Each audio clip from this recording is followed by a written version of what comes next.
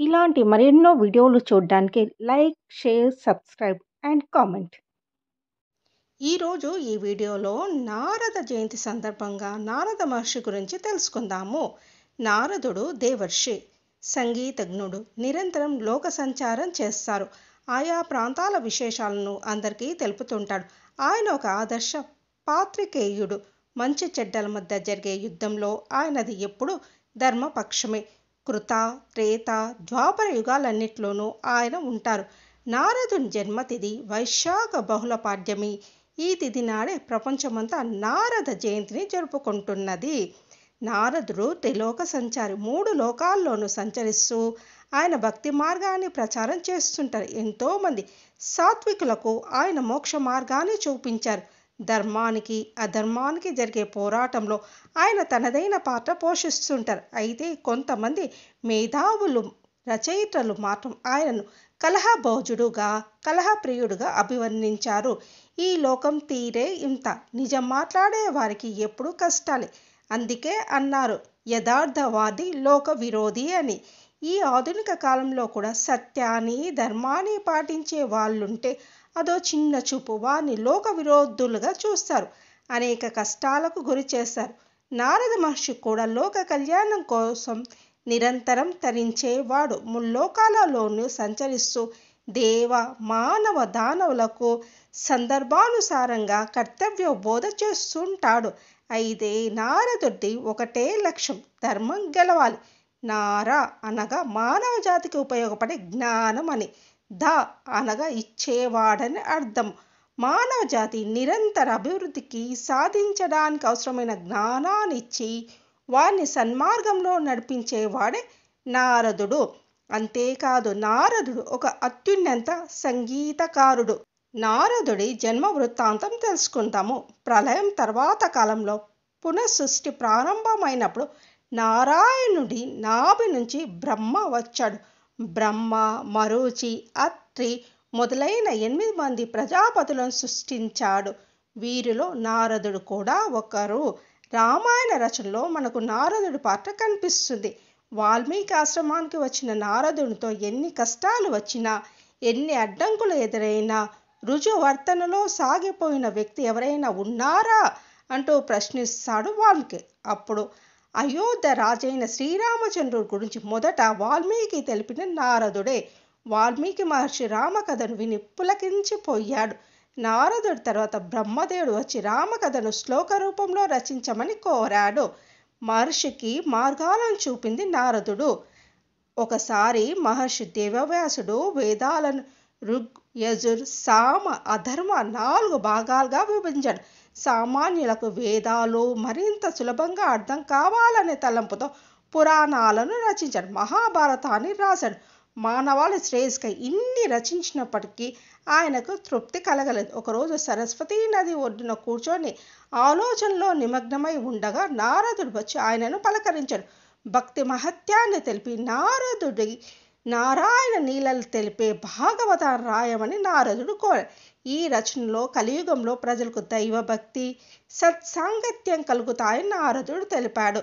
ఇలా మానవాళికి మార్గం చూపే రామాయణం, మహాభారతం, భాగవత గ్రంథస్థం చేయడంలో, వాటి ప్రచారంలో నారదుడి పాత్ర చాలా ఉంది. అలాగే వాల్మీకి, ధ్రువుడు, చిత్రకేతు, ప్రహ్లాదుడు, సావిత్రి వంటి వారికి భక్తి మార్గాన్ని ఉపదేశించింది కూడా నారద మహర్షే. ధ్రువుడికి ఎలా సహాయం చేశాడో తెలుసుకుందాము. ఉత్తానపాద మహారాజుకి 2 భార్యలు. వారిలో ఒకరు సునీత, ఆమె కుమారుడు ధ్రువుడు.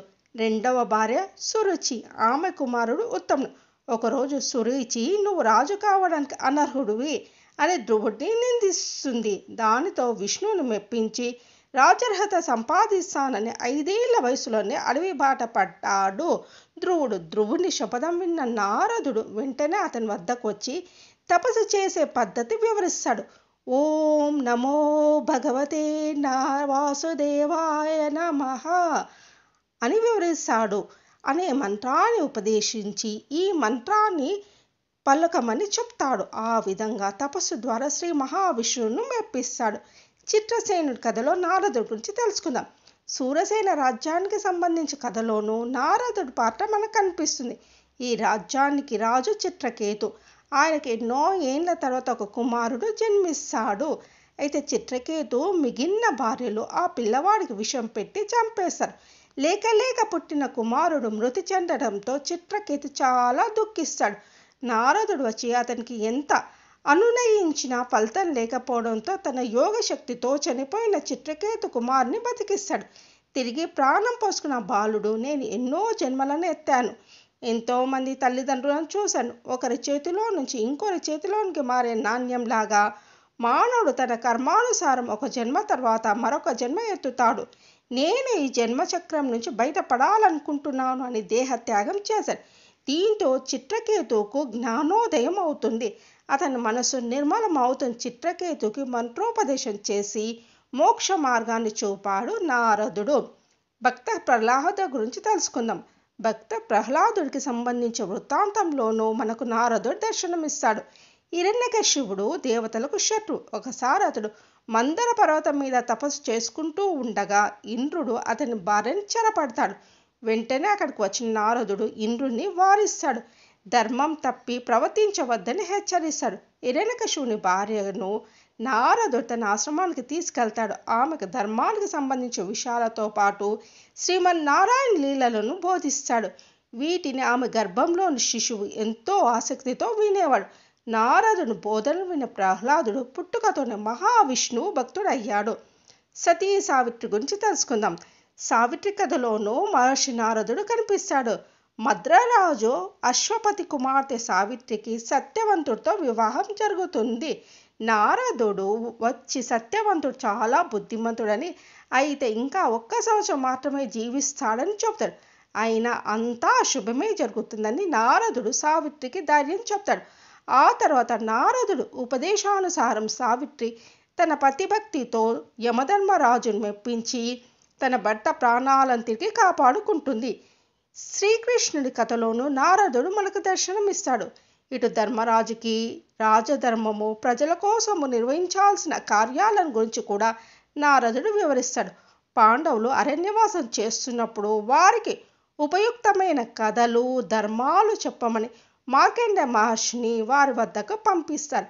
ఇంకా వేదాలు, ఉపనిషత్తులో కూడా నారదుడి ప్రస్తావన మనకు కనిపిస్తాయి. ఖగోళ, సంగీత శాస్త్రాల్లో సైతం ఆయన నిష్ఠానుడు. వేదాలలో చెప్పిన విషయాలను దేశకాల పరిస్థితులకు తగినట్టుగా అన్వయించుకొని ఎలా పాటించాలో చెప్పినవే స్మృతులు. నారదుడు కూడా అటువంటి స్మృతిని రచించాడు.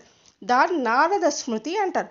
నారదుడిని నారద శిక్షా గ్రంథం వ్యాకరణ సిద్ధాంతాలను వివరిస్తుంది. నారద భక్తి సూత్రాలు అనే గొప్ప గ్రంథాన్ని కూడా రచించారు.